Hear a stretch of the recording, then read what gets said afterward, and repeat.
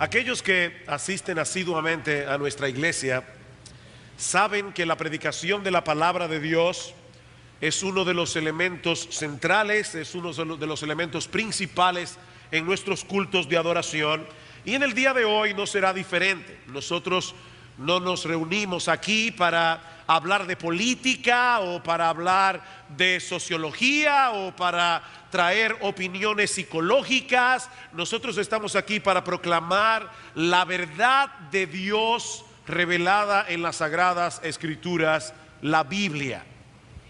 Esa verdad que Francis Schaeffer le llamaba la verdad verdadera de Dios. Sin embargo, hay momentos en que consideramos necesario apartarnos de nuestra serie regular de predicación para tocar algunos asuntos que nos afectan directa y profundamente como nación, como individuo, y todo esto a la luz de la enseñanza de la palabra de Dios. Y eso es lo que yo espero hacer en la mañana de hoy, en el contexto de la campaña promovida por Profamilia y otros grupos de intereses similares en nuestro país. Y yo les ruego, por favor, que me acompañen al capítulo 5 del profeta Isaías. Isaías, capítulo 5. Este capítulo se inicia con una parábola en la que se compara a Israel con una viña plantada de vides escogidas en una ladera fértil. Pero a pesar de todos los cuidados del dueño, esa viña no produjo los frutos que se esperaban de ella. Versículo 3. Ahora pues, vecinos de Jerusalén y varones de Judá, juzgad ahora entre mí y mi viña. ¿Qué más se podía hacer a mi viña que yo no haya hecho en ella? ¿Cómo es que esperando yo que diese uvas, ha dado uvas silvestres? Es en ese contexto que el profeta enumera una serie de pecados específicos que revelan la condición deplorable en que se encontraba el pueblo de Israel en esos días. Y cada uno de esos pecados enumerados en esta lista son introducidos con una expresión de juicio y de calamidad. Versículo 8. Ay de los que juntan casa a casa y añaden heredad a heredad hasta ocuparlo todo. ¿Habitaréis vosotros solos en medio de la tierra? Versículo 11. Ay de los que se levantan de mañana para seguir la embriaguez, que se están hasta la noche, hasta que el vino los enciende. Versículo 18.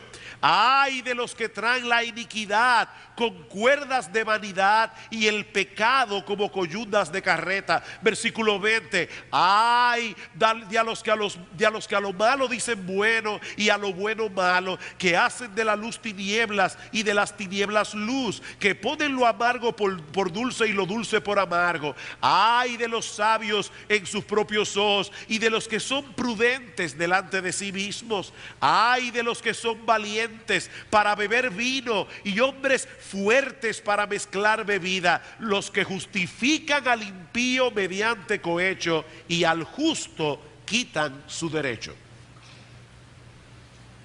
Esto no es una noticia de uno de nuestros diarios en el día de hoy. Es una descripción del pueblo de Israel hace siglos atrás. Pero mis hermanos y amigos que nos visitan en esta mañana, aunque las circunstancias han cambiado enormemente desde los días del profeta Isaías, los males que corrompen nuestra sociedad son en esencia los mismos. Materialismo, versículos 8 al 10. Amor al deleite y al placer sin límites, versículos 11 al 17.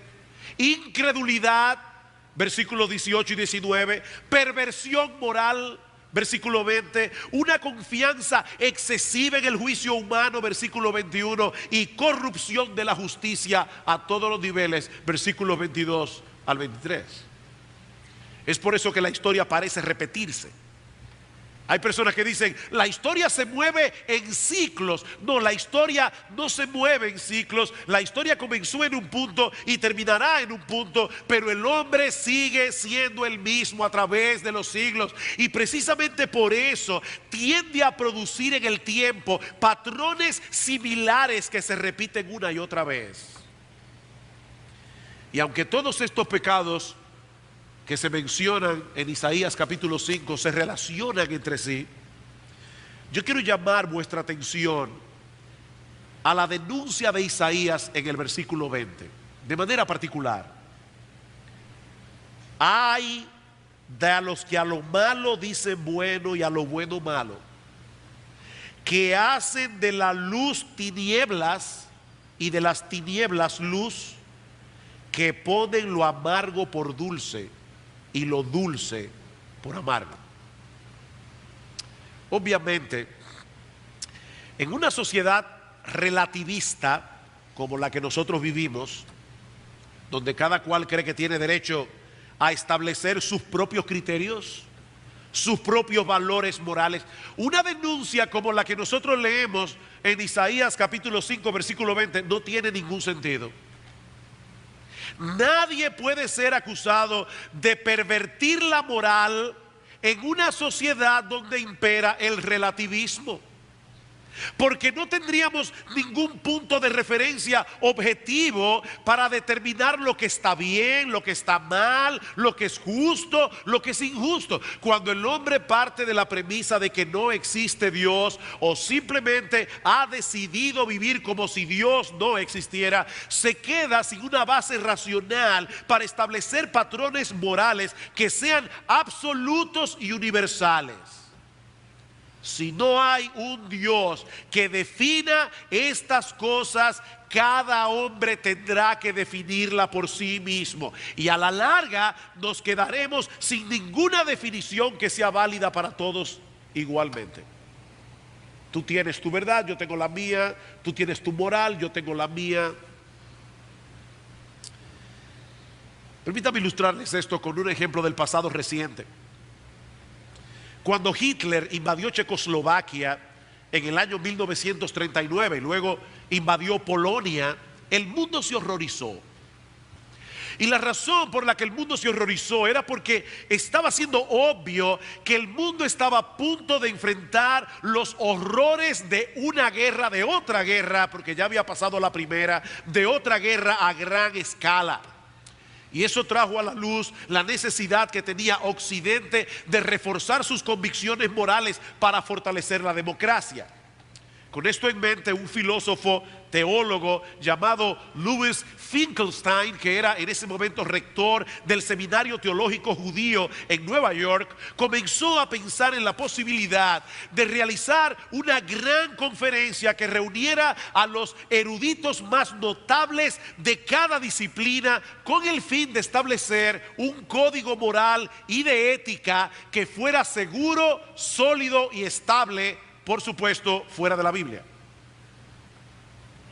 El anuncio se hizo público en verano de 1940 en una declaración firmada por 79 intelectuales, entre los cuales estaba el ya conocidísimo Albert Einstein, que era una figura mundial en aquellos días. Ese mismo año se llevó a cabo la primera reunión de lo que ellos llamaron las conferencias sobre ciencia, filosofía y religión, y se estuvieron celebrando hasta principios de los años 60. Allí estaba la crema innata de los académicos de aquellos días.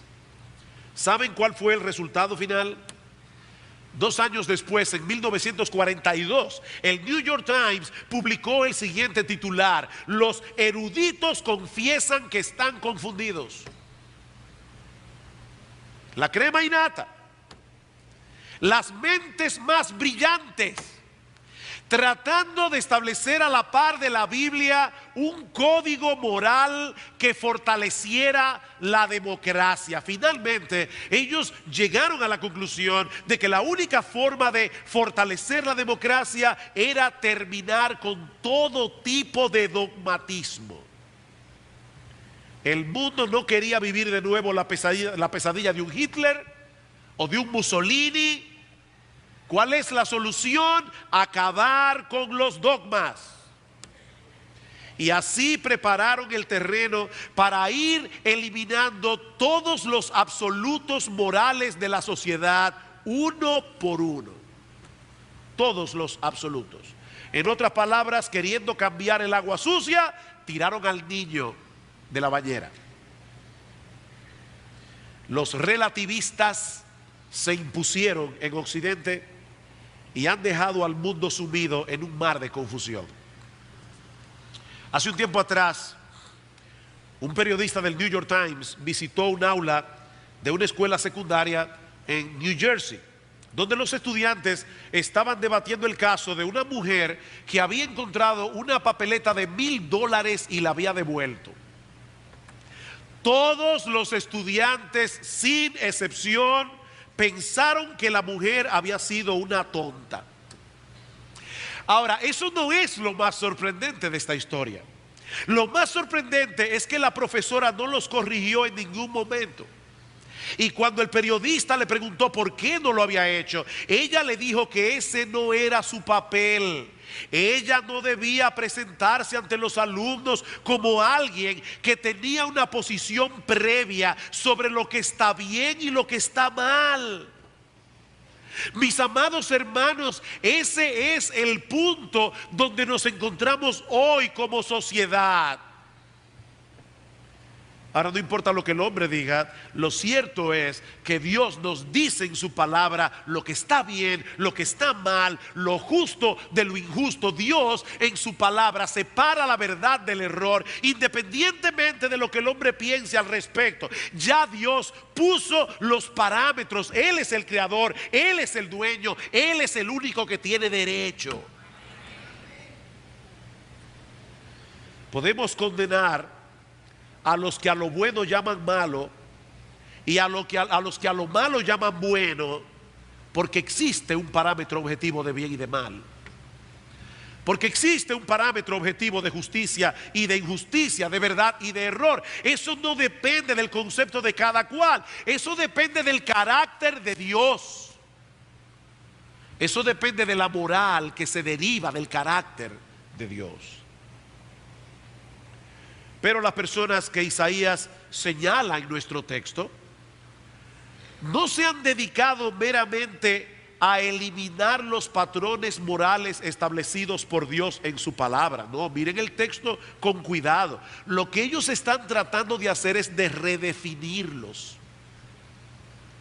¿Se dieron cuenta en el texto? Su plan no consiste en eliminar del todo la moral. No. Este plan no consiste, mis amados hermanos, en decir ya no existe la moral, todo está bien. No. Eso no es lo que estas personas están haciendo. Ellos están tratando de pervertir la moral, transformando la virtud en pecado y el pecado en virtud.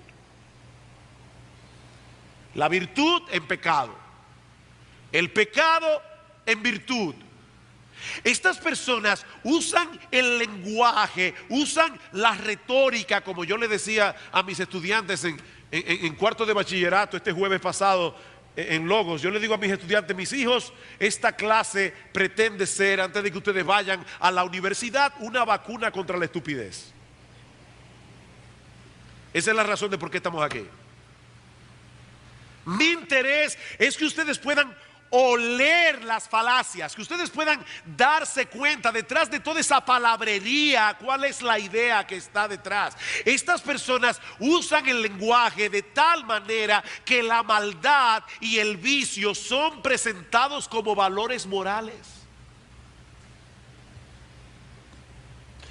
Hace unos años atrás, cuando la Suprema Corte de Massachusetts aprobó el matrimonio civil de parejas homosexuales, la presidenta de la Suprema Corte, Margaret Marshall, declaró que es anticonstitucional privar a un individuo de la protección, beneficios y obligaciones del matrimonio simplemente porque esté casado con una persona de su mismo sexo. De manera que defender el matrimonio de los homosexuales ahora resulta que es defender la Constitución y los derechos humanos.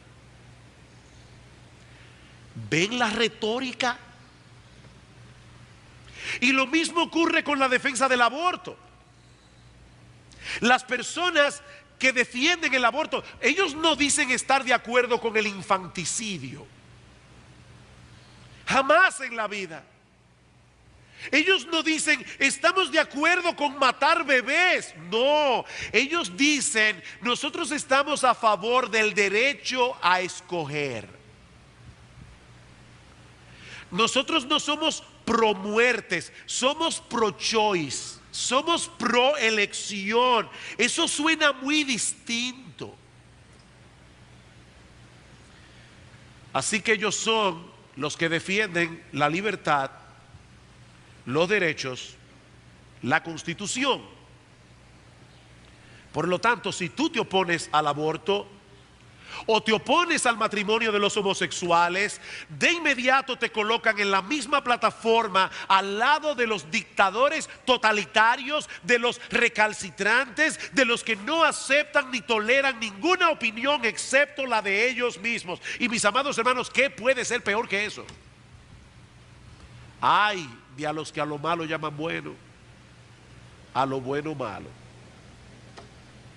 Es una agenda muy astuta, es una agenda muy bien planteada, mis amados hermanos, para confundir a los incautos.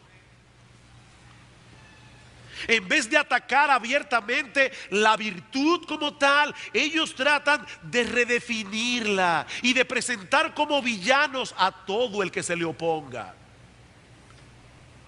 Llaman a lo bueno malo y a lo malo bueno.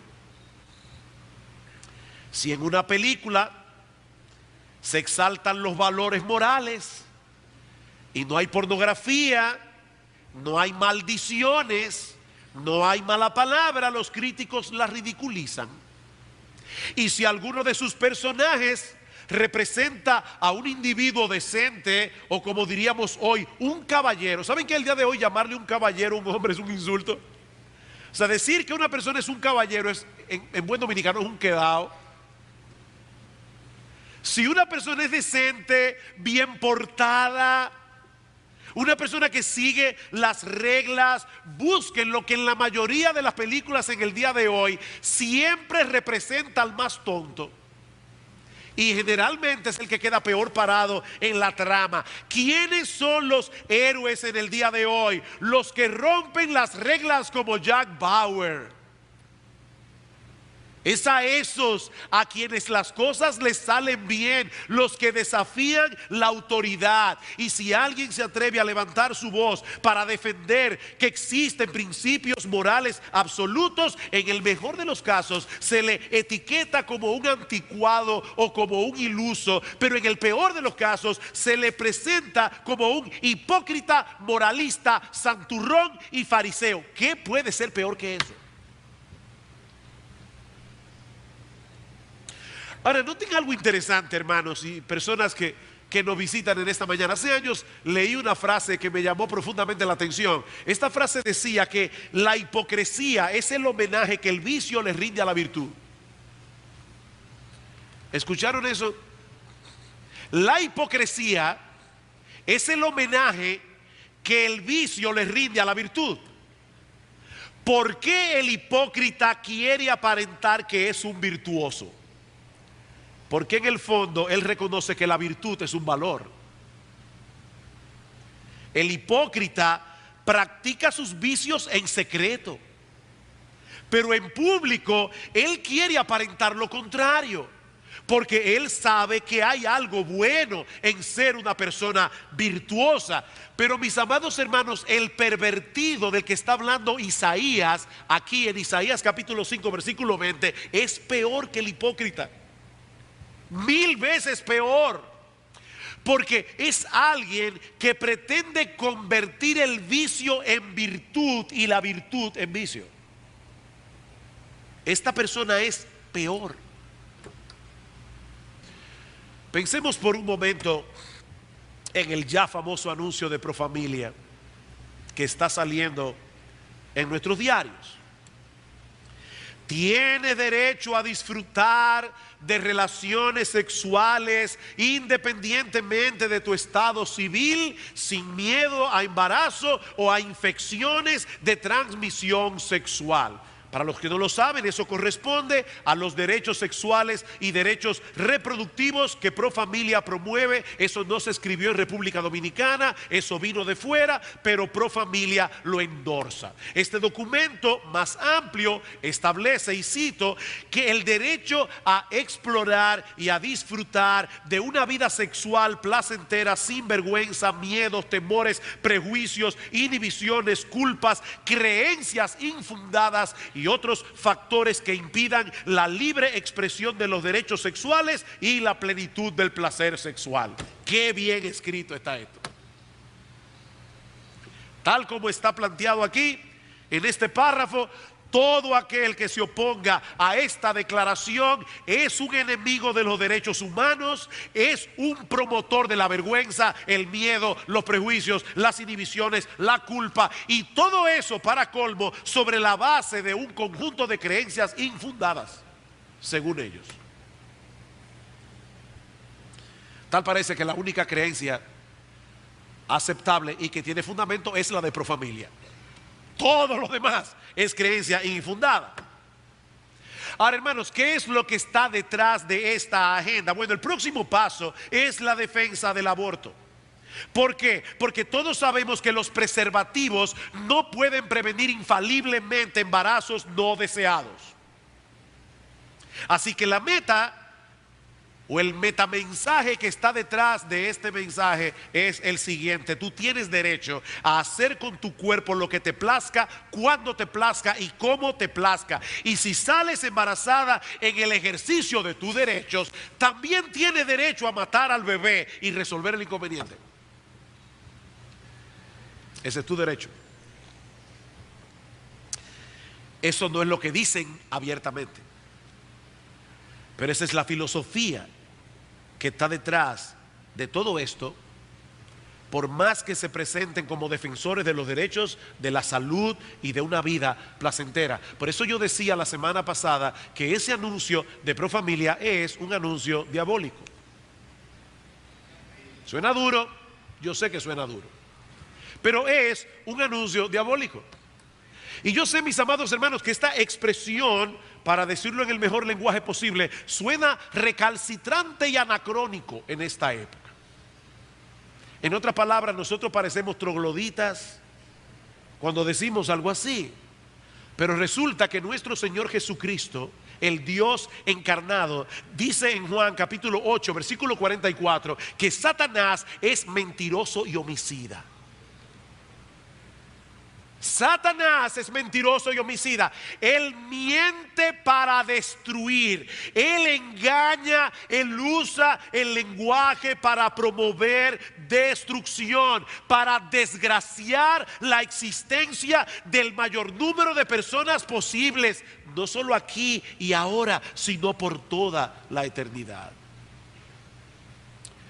Por eso, en el tiempo que nos resta en este mensaje, yo quisiera centrar mi atención en lo que los abogados llaman la letra pequeña del contrato.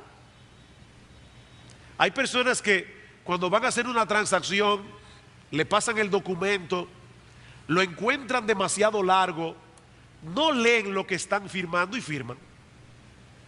Y cuando viene el problema, el abogado le dice: pero tú no viste esta cláusula que estaba aquí. Ups, no me di cuenta. Bueno, yo quiero llamar tu atención a esa letra pequeña del contrato que la gente firma sin pensar.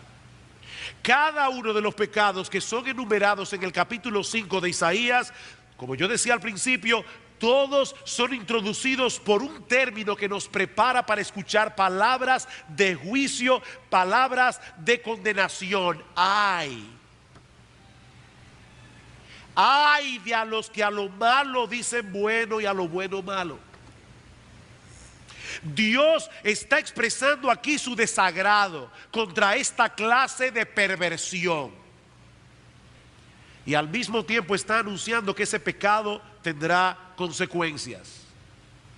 El creador del universo no solo ha establecido desde el principio cuáles son las reglas del juego, sino que también ha anunciado claramente que todos los transgresores serán juzgados en su debido momento y debidamente castigados. Otra vez, los abogados que están en este salón saben muy bien que leyes sin sanciones son palabras al viento. De nada sirve legislar si los transgresores de esas legislaciones no serán castigados. Pero Dios no habla por hablar. Y Dios ha establecido su patrón. El hecho de que Él no castigue inmediatamente el pecado no quiere decir que Él nunca lo hará. Dios se toma su tiempo. Él es tardo para la ira. Él es grande en misericordia, dice la Escritura, pero también nos advierte que Él no tendrá por inocente al culpable. Él es tardo para la ira. Él es paciente, pero Él no tendrá por inocente al culpable. Y lo que Isaías nos está diciendo aquí es que todos los que perviertan su voluntad, convirtiendo el vicio en virtud y la virtud en vicio, serán juzgados algún día. Es por eso, mis amados hermanos, personas que nos visitan y aún aquellos que probablemente escucharán o están escuchando este mensaje por la internet, yo quiero decir algo sumamente claro en esta mañana. Todo aquel que aboga por el matrimonio homosexual no está defendiendo a los seres humanos que practican ese pecado, lo están aborreciendo. Todas las personas que abogan por el matrimonio homosexual no están defendiendo a los seres humanos que practican ese pecado, porque lo que ellos hacen es abominable a los ojos de Dios y algún día van a recibir las consecuencias de su pecado. Dios no diseñó la raza humana para que se unieran personas de un mismo sexo.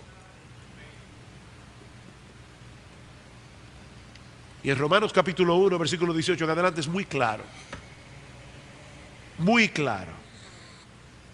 Como tampoco Dios diseñó la sexualidad entre un hombre y una mujer para que funcionara como un ente independiente, separado de la unión y el compromiso que se desarrolla en el contexto de la unión matrimonial. Por eso Isaías dice que esas personas hacen de la luz tinieblas y de las tinieblas luz. Ellos ponen lo amargo por dulce y lo dulce por amargo.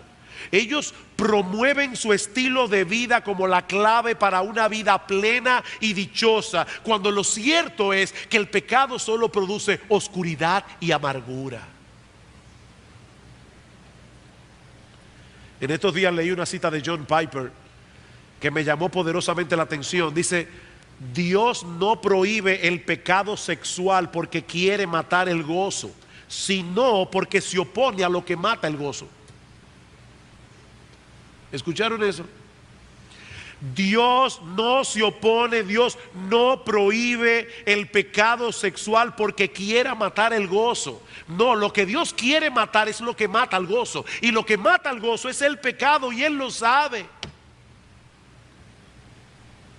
Ahora, el problema no es únicamente el hecho de que algún día todos los seres humanos tendrán que presentarse delante del tribunal de Dios y nadie podrá alegar en esa sala que no hizo lo que hizo, porque dice en Hebreos capítulo 4 versículo 13 que todas las cosas están desnudas y abiertas a los ojos de aquel a quien tenemos que dar cuentas. Ese es el gran problema del pecado. Ese es el aspecto más terrible del pecado, pero no es el único aspecto.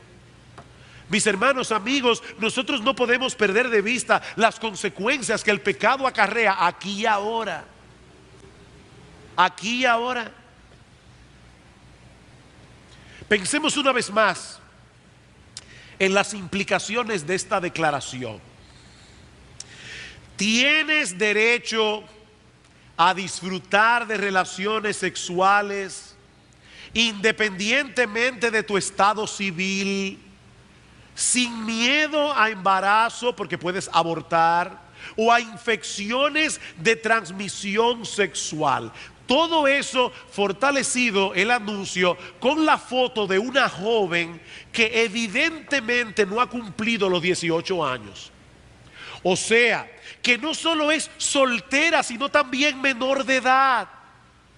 Y para colmo de males, Profamilia la está induciendo, y no muy sutilmente que digamos, a irse por encima de la figura de autoridad que aparece en la foto, que probablemente debe ser su mamá. O sea, nosotros no permitimos que los jóvenes menores de 18 años tengan licencia para conducir. Y si vamos a darle licencia para conducir después de los 16, debe tener el permiso de sus padres. No pueden tener un guía en las manos antes de los 18 o después de los 16 con el permiso de los padres. Pero al mismo tiempo, Profamilia quiere promover que jovencitos inmaduros manejen libremente su sexualidad sin tomar en cuenta las consecuencias físicas y emocionales que eso conlleva. Por supuesto, cuando una de estas jovencitas sale embarazada, solo tiene dos opciones: o decide matar a la criatura, o decide seguir adelante con el embarazo. ¿Y saben quiénes son los que mayormente son afectados cuando una jovencita de 14, 15 años decide seguir adelante su embarazo? Los padres, a los que Profamilia está pasando por alto. Porque esa jovencita no tiene la capacidad todavía de poder criar a un bebé. Porque sencillamente se le empujó a tener acciones de adulto cuando no estaba preparada. Así que o afecta a su familia o decide abortar. Y mis hermanos, no importa cuántas veces defiendan el aborto argumentando que la mujer tiene derecho sobre su propio cuerpo, honestamente estoy cansado de oír esa argumentación. La mujer tiene derecho sobre su propio cuerpo. Por más que levanten esa bandera, nunca podrán cambiar la realidad de que el cuerpo del bebé que se está gestando en el vientre de esa madre es un ser humano distinto a ella, con su propio ADN y con sus propios derechos. No es su cuerpo. Ella no se está sacando un riñón, ella está matando a un ser humano. Eso es el aborto. Pero el aborto no es mi tema en esta mañana. Lo estoy usando simplemente como una ilustración. Mis hermanos, cuando Profamilia dice que nuestros jóvenes tienen derecho a disfrutar de las relaciones sexuales independientemente de su estado civil y sin miedo a embarazos, obviamente están pasando por encima la autoridad de Dios. Yo supongo que esas son las creencias infundadas de la que habla el famoso documento de los derechos sexuales y reproductivos. Ahora, noten el problema aquí. Y si tú estás aquí en esta mañana y tal vez tú no crees en la Biblia, tal vez tú no crees en Dios, déjame decirte cuál es el problema de esto. El problema es que al obviar la existencia de Dios, también están echando por tierra la dignidad humana y convirtiendo a los seres humanos en meros objetos que podemos usar a conveniencia. Déjame hacerles una pregunta. ¿Qué es lo que hace la vida de un ser humano más valiosa y más digna que la vida de un perro o de una cucaracha? ¿Qué es lo que lo distingue? El hecho de que fuimos creados a imagen y semejanza de Dios. Quita a Dios del panorama y ya no tenemos base alguna para defender la dignidad y el valor humano. Ingrid Newkirk, la fundadora de PETA, People for the Ethical Treatment of Animals, en inglés, personas a favor de un trato ético hacia los animales. Ella declaró abiertamente, cito, que no existe ninguna base racional para decir que un ser humano tenga derechos especiales. Según Ingrid Newkirk, una rata, un puerco o un niño tienen la misma dignidad. ¿Te espantas? Pues déjame decirte algo, no deberías espantarte si tú no crees que el hombre fue creado a imagen y semejanza de Dios. Si el hombre es el producto de una evolución casual, si no fuimos creados a imagen y semejanza de Dios, esta mujer tiene razón. Si no fuimos creados a imagen y semejanza de Dios. En cierta ocasión esta señora le declaró a un reportero del Washington Post que las atrocidades que se cometieron contra los judíos en la Alemania nazi son exactamente iguales a las que el hombre comete diariamente al matar animales para comer. Y ahora cito literalmente. Dice ella, 6 millones de judíos murieron en los campos de concentración, pero 6 billones de pollos morirán este año en los hornos. O sea, para ella es la misma atrocidad. La misma atrocidad. Ahora, ¿saben qué es lo sorprendente de todo esto? Lo sorprendente es que son estas mismas personas las que pegan el grito al cielo ante el aumento de la criminalidad, sobre todo cuando las víctimas son mujeres.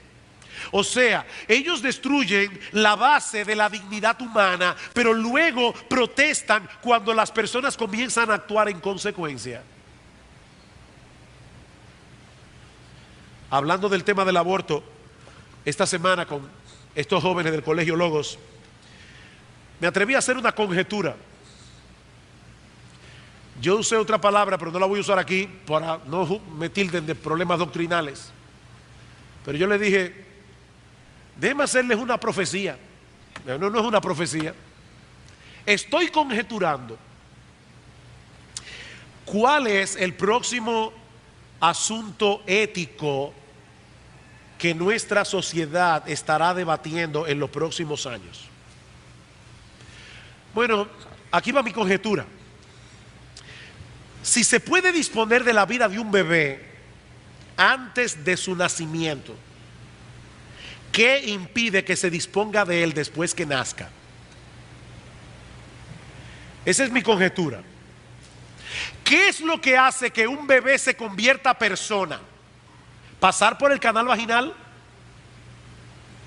¿Por qué podemos matarlo a las 6 semanas después de la concepción y no a los 6 meses después de la concepción y no a los 9 meses después de la concepción o a la semana después de nacido? Ya me imagino a algunos diciendo, no, ese argumento lo está llevando demasiado lejos para ganar el punto. Ok, déjame darte algunos datos de por qué yo estoy conjeturando eso.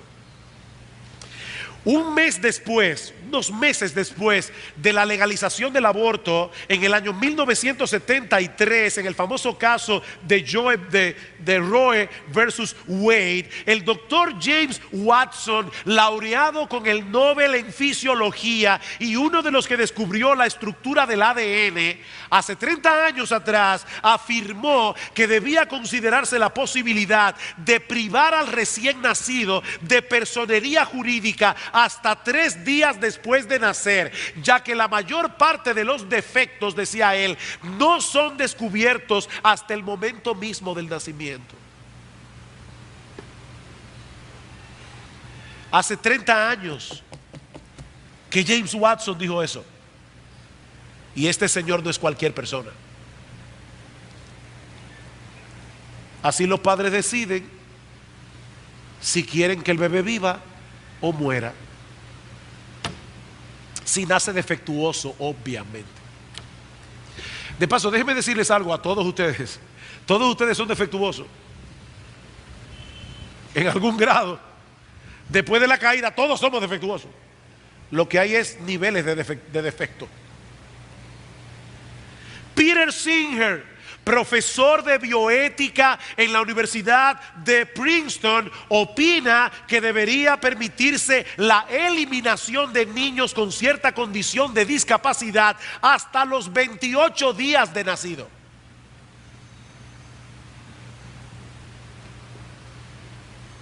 Y Andrew Cuomo, gobernador de Nueva York, declaró en el día de ayer que él va a seguir luchando para que las mujeres tengan derecho a abortar aun cuando estén en embarazo de término.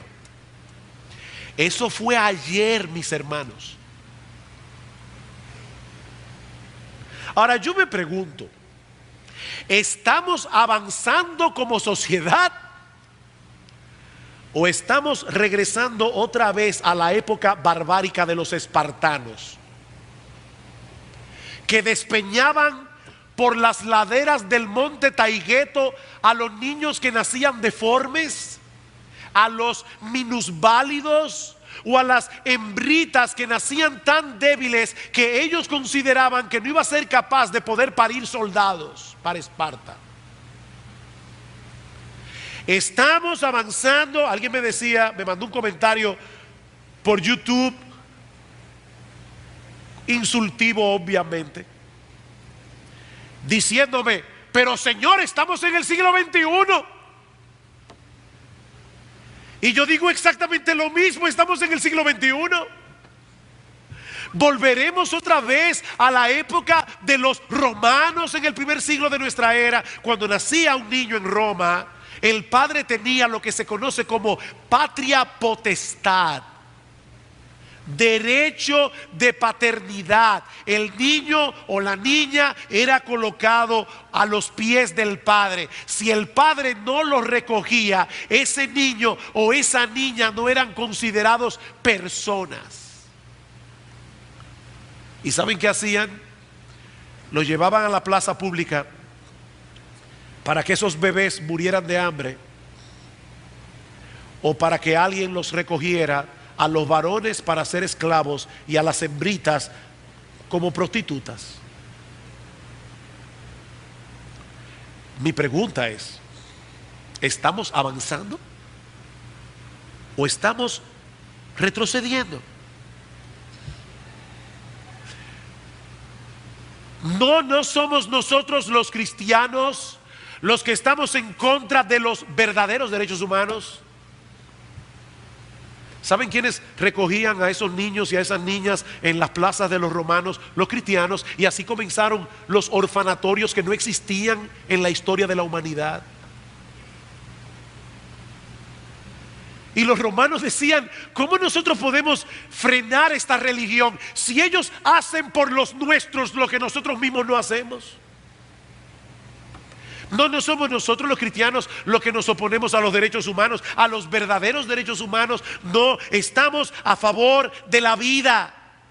Estamos a favor del disfrute de una sexualidad responsable dentro de los límites impuestos por Dios para el matrimonio. Estamos a favor de que la mujer sea tratada como una persona y no como un objeto que se puede usar por placer. Estamos a favor de que nuestros adolescentes puedan crecer y desarrollarse sanamente y no forzándolos a comenzar una vida de adultos antes de tiempo. Y estamos a favor de eso precisamente porque queremos que nuestros adolescentes disfruten de su sexualidad a su debido tiempo. No estamos a favor.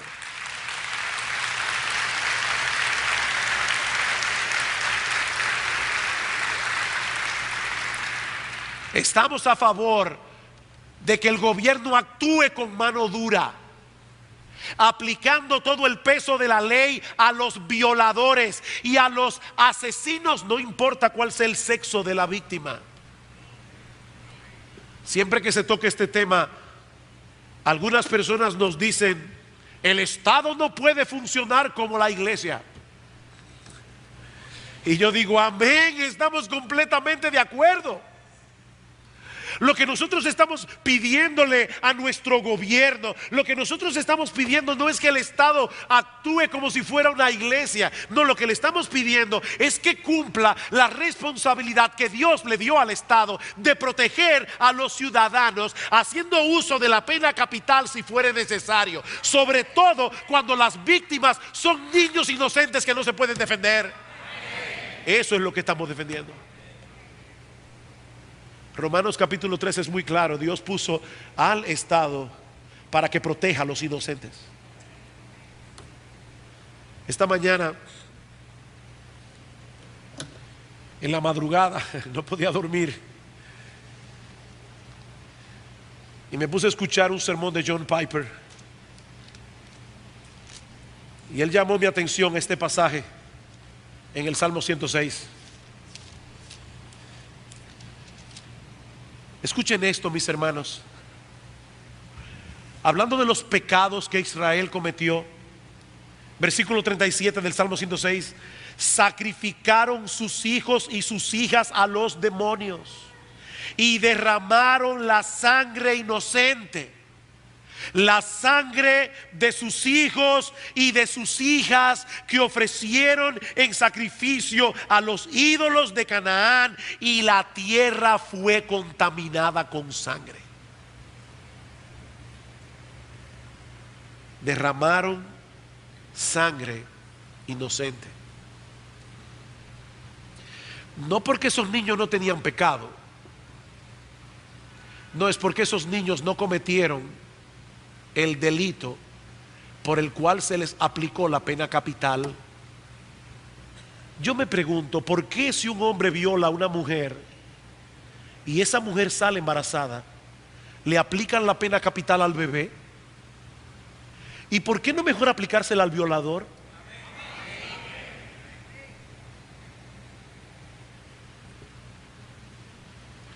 Queridos hermanos, estamos viviendo tiempos muy difíciles. Lo que Isaías describe en este pasaje es lo mismo que está ocurriendo a nuestro alrededor al día de hoy. La pregunta es, ¿qué debemos hacer nosotros como cristianos? Bueno, en primer lugar debemos orar. Debemos orar. Pablo dice en 1 Timoteo capítulo 2 versículo 1: oren por los que están en autoridad. Hermanos, nosotros debemos orar. Dentro de pocos días, meses, vamos a estar luchando en la Cámara Legislativa por estas cosas, y nosotros tenemos que orar. Tenemos que orar por nuestro presidente, tenemos que orar por su gabinete, tenemos que orar por nuestros diputados, tenemos que orar por nuestros senadores. Amados hermanos, debemos orar. Pero en segundo lugar debemos actuar. Y debemos actuar como ciudadanos responsables de una democracia. Si no viviéramos en una democracia, no tendríamos de otra. Pero vivimos en República Dominicana, somos una democracia, y hay algo que ustedes pueden hacer, y yo también, como ciudadano de esta nación. No, la iglesia no está llamada a hacer piquetes. La iglesia no está llamada a tener una agenda política. La iglesia no está llamada a estar detrás del presidente de la República en los actos oficiales. No, la iglesia está llamada a predicar el evangelio. La iglesia está llamada a hacer lo que nosotros estamos haciendo aquí hoy, adorando a Dios y predicando su palabra. Eso es lo que hace una iglesia. Pero tenemos que hacer una diferencia entre lo que es la iglesia como institución, entre lo que es la iglesia aquí congregada, y lo que son los miembros de esa iglesia funcionando como ciudadanos de una nación. Comiencen a llamar a los diarios y a pedirles que por favor retiren esos anuncios, que reciban 1000 llamadas al día. Nosotros podemos hacer algo. Ahora, yo vuelvo y repito lo que decía la semana pasada. Es muy fácil tomar un teléfono, llamar y protestar. ¿Saben lo que es difícil? Hacer lo que hacen iglesias como Bethlehem Baptist Church en Minneapolis, donde los hermanos de la iglesia, cuando ven que una muchacha está a punto de abortar, le dicen: termina tu embarazo, yo voy a adoptar tu bebé.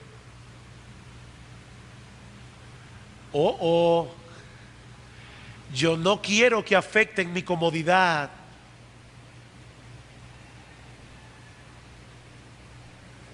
Hermanos, si somos pro vida, debemos ser pro vida con todo lo que eso implica. ¿Por qué no creamos centros de asistencia para poder ayudar a esas madres? ¿Por qué no actuamos concretamente? ¿Saben para qué? Para que las personas allá afuera no nos critiquen diciendo que somos meramente protestantes, en el peor sentido de la palabra. No, debemos orar, debemos actuar, debemos educar. Padres, hablen con sus hijos conforme a la edad, a la madurez, a la pregunta que haga cada uno. Eduquen a sus hijos, porque ellos se están enfrentando con una sociedad que si tú no los educas, otros lo harán por ti. Debemos educar a la sociedad, debemos hacer que mensajes como estos sean escuchados. Pero sobre todas las cosas, debemos proclamar el Evangelio. Hermanos, debemos proclamar el Evangelio, porque es ese mensaje del Evangelio el que puede salvar y transformar tanto al moralista como al pervertido, porque los dos necesitan salvación. Mira, mi amigo, déjame decirte algo. Yo no sé cuál es tu posición personal con respecto a los temas que hemos tratado hoy aquí. Yo no sé si tú eres pro vida o tú eres pro aborto. Yo no sé si tú estás a favor o en contra del matrimonio homosexual. Yo no sé si tú apoyas o no la campaña de pro familia. Pero déjame decirte algo. El gran problema del hombre no se define meramente en esos términos. El gran problema del hombre es que quiere colocarse a sí mismo en lugar de la suprema autoridad que solo le corresponde a Dios. Ese es el gran problema de la raza humana. Queremos vivir para nuestra gloria, queremos vivir haciendo nuestra propia voluntad, y Dios no puede quedarse de brazos cruzados ante ese intento de golpe de estado celestial. Porque si Dios hace eso, Dios dejaría de ser justo, y si Dios dejara de ser justo, dejaría de ser Dios. No, mi amigo, Dios no es indiferente a ese intento de golpe de estado. El día llegará cuando todas las cosas que ahora están al revés se pondrán al derecho, cuando el pecado será juzgado como pecado, y a partir de ese momento nunca más el vicio será presentado como virtud, y la virtud será catalogada de vicio. Nunca más. Ese día, mi amigo, todos los hombres serán juzgados no conforme al criterio de los hombres, sino conforme al criterio de Dios. Todo aquello que tú hiciste y que Dios define como malo será juzgado como malo, independientemente de lo que tú pienses o de lo que piense la sociedad. Sea Dios veraz y todo hombre mentiroso. Pero hay una buena noticia, mi amigo. Hay una buena noticia. Dios en su bondad diseñó un plan de salvación para proveer a pecadores el perdón de todos sus pecados sin pasar por alto su justicia. La segunda persona de la Trinidad, nuestro Señor Jesucristo, se hizo hombre, vivió una vida perfecta y luego fue a la cruz a pagar por los pecados de todos aquellos a quienes Él vino a salvar. Y la buena noticia, mi amigo, es que hoy en el Evangelio Dios ofrece perdón y vida eterna a todo aquel que cree en Cristo. Hay esperanza para ti. Hay esperanza para la gente de Profamilia. No importa cuáles sean sus pecados, Cristo es un gran Salvador. Y si vienes hoy a Él en arrepentimiento y fe, serás recibido, serás perdonado y serás adoptado en la familia de Dios. Quiere el Señor que a partir de hoy todos los que estamos aquí le llamemos a lo bueno bueno y a lo malo malo,